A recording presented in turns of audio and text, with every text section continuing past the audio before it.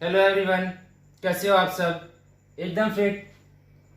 तो हम P block elements में बोरॉन फैमिली स्टडी कर रहे हैं और बोरॉन फैमिली में हम रिएक्शंस ऑफ एल्यूमिनियम को आज हमने स्टडी करना है। ओके, बोरॉन फैमिली में बोरॉन है, उसके नीचे एल्यूमिनियम है, गैलियम है, इंडियम एंड देन थैलियम है। याद करने का तरीका मैंने बताया था कि बाबा आलू गए इंडिया और थाईलैंड। ठीक है, बोरॉन, एल्यूमिनियम, गैलियम, इंडियम और थैलियम। बोरॉन को डिस्कस कर चुके हैं, अब बारी है एल्यूमिनियम की। एल्यूमिनियम एक मेटल है और ग्रुप थर्ड ए का मेटल है। इसका एटॉमिक नंबर 13 होता है, एटॉमिक मास 27 होता है। ओके, इसके रिएक्शंस को हमने स्टडी करना है। तो ठीक है, लेट्स स्टार्ट। एल्यूमिनियम जो है, अगर इसको हवा में रख दिया जाए, ये बिलफर्ज एक एल्यूमिनियम का पीस है, इसको ओपन एयर में हमने रख दिया, प्लेस कर दिया ओपन एयर में, तो होगा क्या कि ये एल्यूमिनियम का पीस हवा में मौजूद ऑक्सीजन के साथ रिएक्ट करेगा। पूरा रिएक्ट नहीं करेगा, सिर्फ ये जो ऊपर वाले मॉलिक्यूल्स हैं ये रिएक्ट करेंगे। ठीक है, और ये रिएक्ट करके यहां पर ऑक्साइड की एक लेयर सी बना देंगे, ऑक्साइड की एक लेयर बन जाएगी, जिसकी वजह से क्या होगा, फर्दर रिएक्शन नहीं करेगा एल्यूमिनियम। एक दफा टॉप वाले एटम्स ऑक्सीजन के साथ रिएक्ट करके ऑक्साइड की एक थिन लेयर बना दें, उसके बाद एल्यूमिनियम इनर्ट हो जाएगा, फर्दर एल्यूमिनियम रिएक्शन नहीं करेगा, क्योंकि ये जो ऑक्साइड की लेयर है, ऊपर वाले एटम्स रिएक्ट किया है ऑक्सीजन के साथ, ऑक्साइड की लेयर बनी। ऑक्साइड की लेयर ये प्रिवेंटिव लेयर है, एल्यूमिनियम को मजीद खराब नहीं होने देगी किसी भी सूरत। तो ये Al2O3 की लेयर होती है। ठीक, हवा में हम जानते हैं कि वाटर वेपर्स मौजूद होते हैं, ऑक्सीजन मौजूद होती है। अगर लोहा कहीं पर रखो, आयरन रखो, तो होता क्या है कि आयरन को जंग लग जाता है, ये ब्राउन ब्राउन फ्लेक्स बनने शुरू हो जाते हैं आयरन के गिर्द। लेकिन एल्यूमिनियम के केस में ऐसा नहीं होता, एल्यूमिनियम के केस में ऐसा नहीं होता। रीजन मैं आपको बता रहा हूं कि एल्यूमिनियम के गिर्द Al2O3 एल्यूमिनियम की एक लेयर बन जाती है, जो एल्यूमिनियम को फर्दर कोरोड होने से रोकती है। ओके, फर्दर कोरोड होने से ये एल्यूमिनियम को रोकती है, और इसी वजह से हम कहते हैं कि एल्यूमिनियम कोरोजन फ्री है। एल्यूमिनियम क्या है? कोरोजन फ्री है।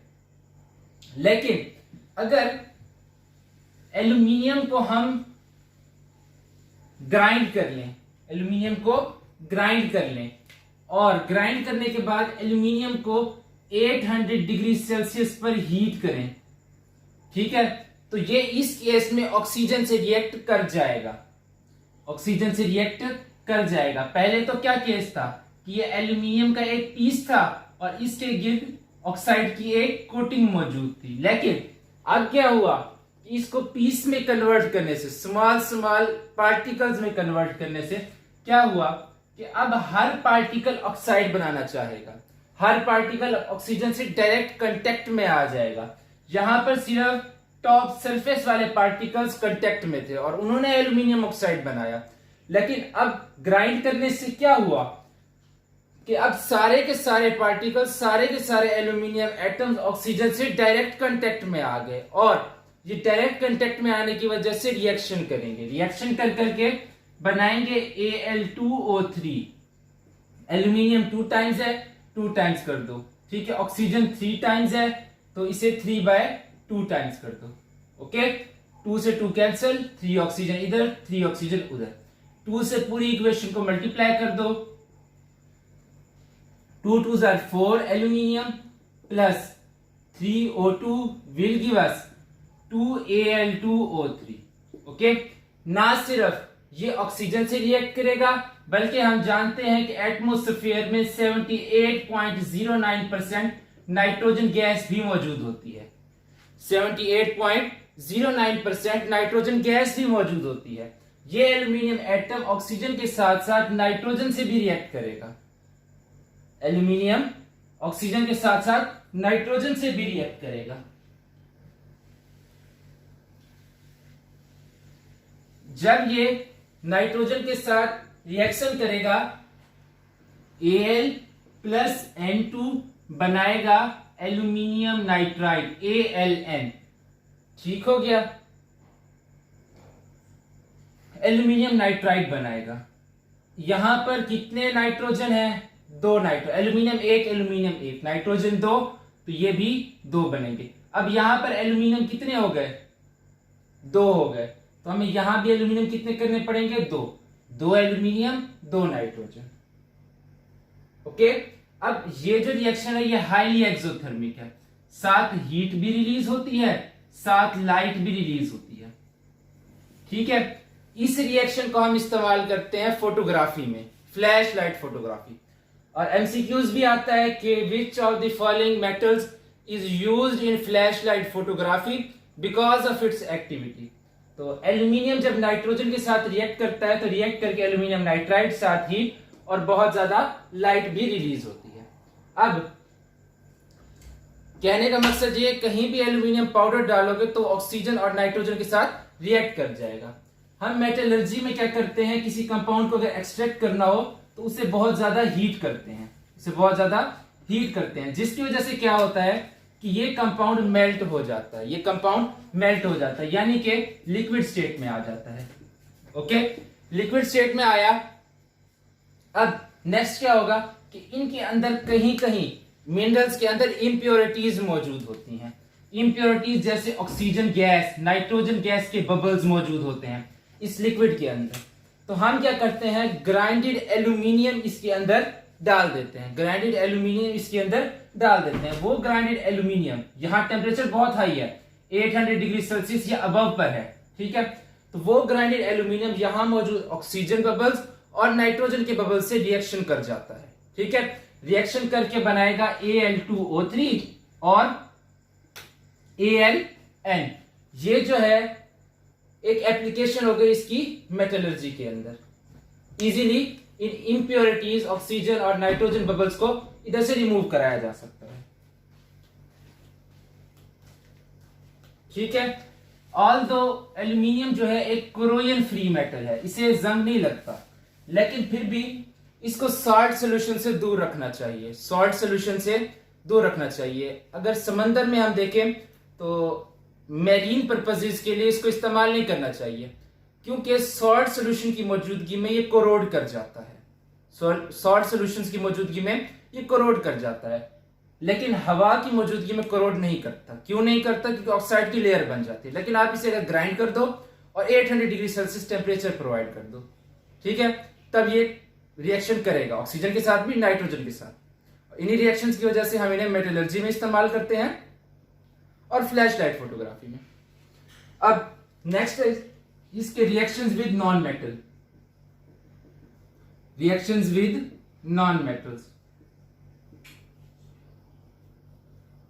ये हर किस्म के नॉन मेटल के साथ रिएक्शन करता है। ये ऑक्सीजन के साथ रिएक्शन अभी दिखाया, ये नाइट्रोजन के साथ भी रिएक्शन करता है, ये फास्फोरस के साथ भी रिएक्शन करता है, ये सल्फर के साथ भी रिएक्शन करता है, ये कार्बन के साथ भी रिएक्शन करता है, ये हेलोजेंस के साथ भी रिएक्शन करता है, मजीद ये हाइड्रोजन के साथ भी रिएक्शन करता है। ओके, बताते हैं सारा कुछ।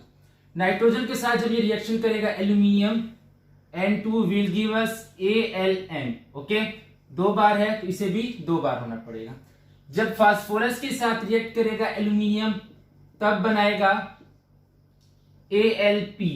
ओके, फास्फोरस ऐसे सिंगल सिर्फ P फॉर्म में होता है या जनरली P4 फॉर्म में एग्जिस्ट करता है। तो यहां पर 4 Alp बना, यहां पर 4 एल्यूमिनियम। ओके, सल्फर के साथ रिएक्ट करेगा जब तो Al plus S will give us Al2S3। 3 sulphur है, इधर 3 एल्यूमिनियम, 2 है, इधर 2 एल्यूमिनियम। ओके, कार्बन के साथ रिएक्ट करेगा जब एल्यूमिनियम, वो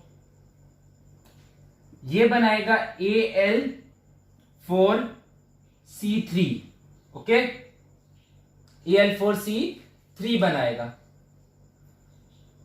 4 aluminium, 4 aluminium, carbon 3 carbon, balance हो गई। हेलोजन के साथ रिएक्शन देखो, एल्यूमिनियम प्लस क्लोरीन Cl2, बनाएगा AlCl3। एल्यूमिनियम एक बार, क्लोरीन 3 बार है, तो इसको 3/2 कर दो ताकि इधर क्लोरीन 3 बार हो जाए। पूरी इक्वेशन को पकड़ करके 2 से मल्टीप्लाई कर दो। जब इसे 2 से मल्टीप्लाई करोगे तो क्या होगा, ये 2 एल्यूमिनियम बन जाएगा, यहां से ये 2 कैंसिल आउट हो जाएगा और यहां पर 2 आ जाएगा। ये इक्वेशन बैलेंस करना सिखा चुके हैं। हाइड्रोजन के साथ जब रिएक्ट करेगा तो एल्यूमिनियम को हाइड्रोजन के साथ हीट करो, ये बनाएगा AlH3।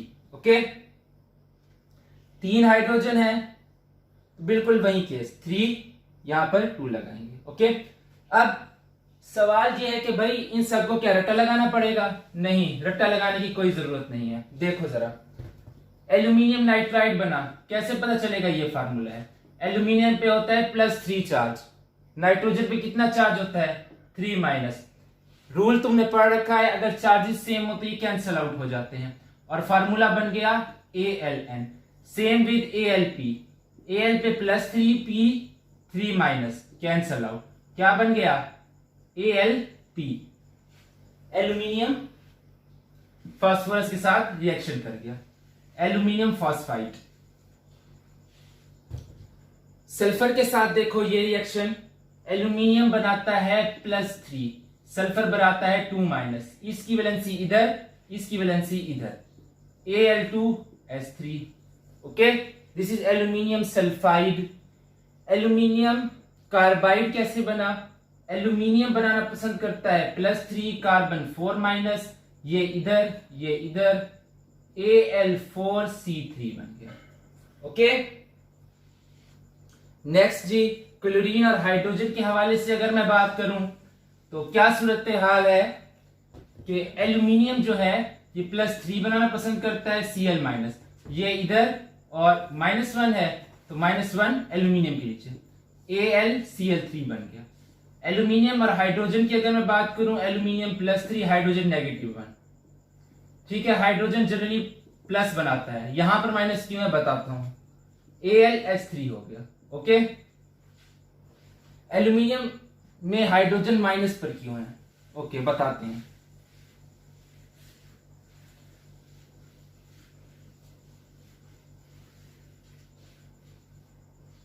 हाइड्रोजन क्या है? एक नॉन मेटल है। ठीक है, हाइड्रोजन क्या है? एक नॉन मेटल है, जबकि एल्यूमिनियम क्या है? Aluminium is a metal. Metal tend to lose electron, okay, जबकि non metal tend to accept electron. Aluminium 3 electron lose करेगा, ठीक है, और ये 3 हाइड्रोजन एटम्स एक एक इलेक्ट्रॉन एक्सेप्ट कर लेंगे, तो ये दिस बिकम AlH3। ओके, अब नेक्स्ट जो है इसका रिएक्शन होगा with alkalis and acids. Okay, alkalis और एसिड के साथ इसका रिएक्शन करवाते हैं। पहले एसिड्स के साथ रिएक्शन विद एसिड्स। एसिड्स में भी सबसे पहले HCl के साथ। एल्यूमिनियम HCl के साथ रिएक्ट करता है। जब भी कोई एसिड मेटल के साथ रिएक्ट करे, ठीक है, तो हमेशा साल्ट बनता है प्लस हाइड्रोजन गैस इवॉल्व होती है। ओके, अब अगर ये HCl है डाइल्यूट तो ये रिएक्शन होगा बहुत ही स्लो, ठीक है, लेकिन अगर HCl है कंसंट्रेटेड तो ये रिएक्शन काफी फास्ट होगा, बहुत तेज रिएक्शन होगा।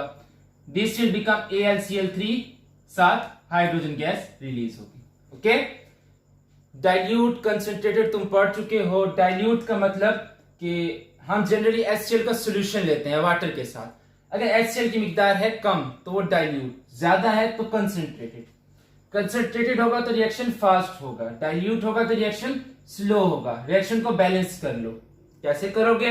एल्यूमिनियम 1 एल्यूमिनियम 1, क्लोरीन 3 क्लोरीन 1, तो यहां पर 3 Cl। ओके, हाइड्रोजन 3 है तो हाइड्रोजन कितना कर दोगे? 3/2। उधर भी पूरा बैलेंस ही करना है। अब ये इक्वेशन बैलेंस्ड है, 2 इधर नीचे अच्छा नहीं लग रहा, इस पूरी इक्वेशन को पकड़ करके 2 से मल्टीप्लाई कर दो।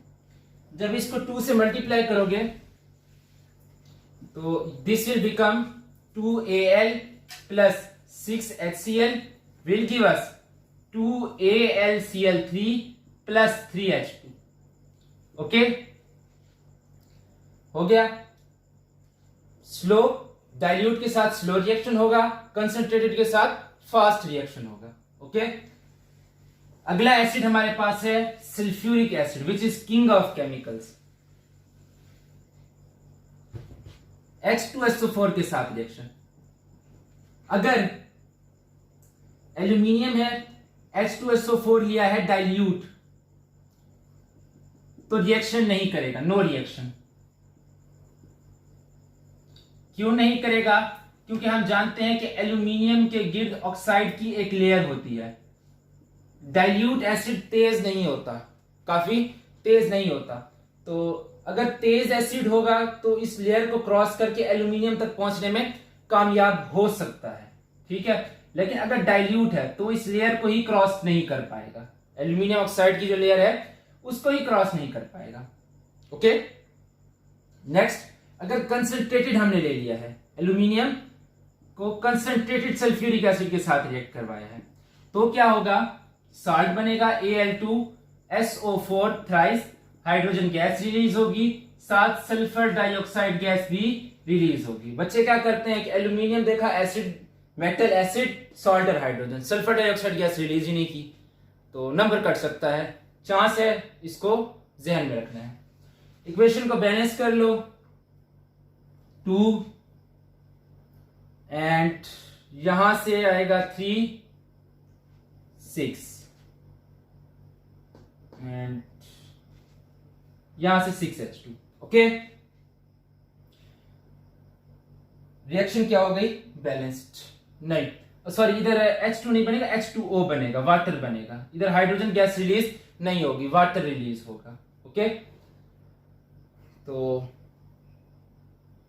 वाटर बना है, ऑक्सीजन देखो 6 4 24, 12 6 18 और 6 24। ओके, इधर वाटर रिलीज होता है, हाइड्रोजन रिलीज नहीं होता। यह गलती हो सकती है, मुझसे भी हुई, तुमसे भी गलती हो सकती है, तो इसको ध्यान में रखना है। इधर हाइड्रोजन रिलीज नहीं होगा, वाटर रिलीज होगा, और साथ सल्फर डाइऑक्साइड गैस भी बनेगी। ओके,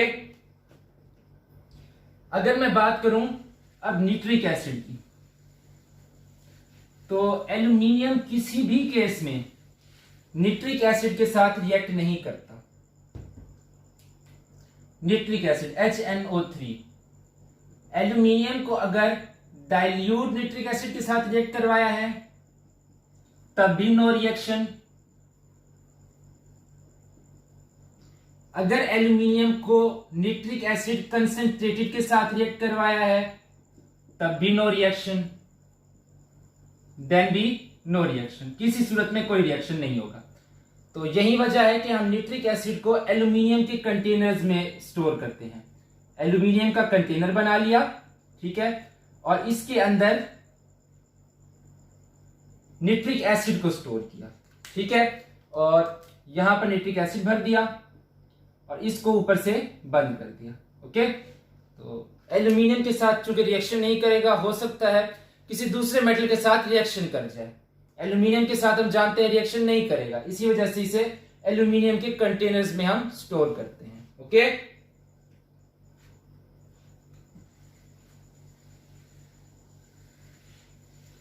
नेक्स्ट इज कि अल्कलीज के साथ कैसा बिहेवियर शो करता है।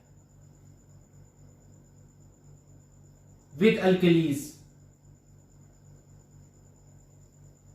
अल्कलीज क्या होती हैं? Metal hydroxides.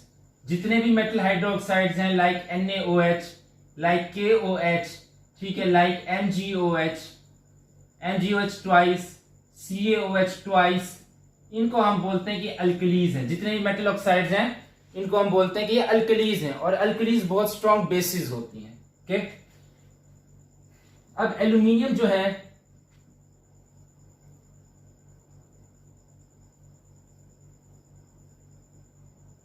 NaOH के साथ रिएक्ट करेगा वाटर की प्रेजेंस में, यानी पहले NaOH का वाटर के अंदर सॉल्यूशन बनाएंगे ताकि Na और OH अलग-अलग हो जाए और एल्यूमिनियम को रिएक्शन करने का मौका मिले। ओके, रिएक्ट करके बनाएगा NaAlOH4 प्लस साथ हाइड्रोजन गैस रिलीज करेगा, साथ ही साथ हाइड्रोजन गैस भी रिलीज करेगा। ओके, इक्वेशन को बैलेंस्ड कर लो। 2 ओके जी, यहां पर भी 2 और 12 14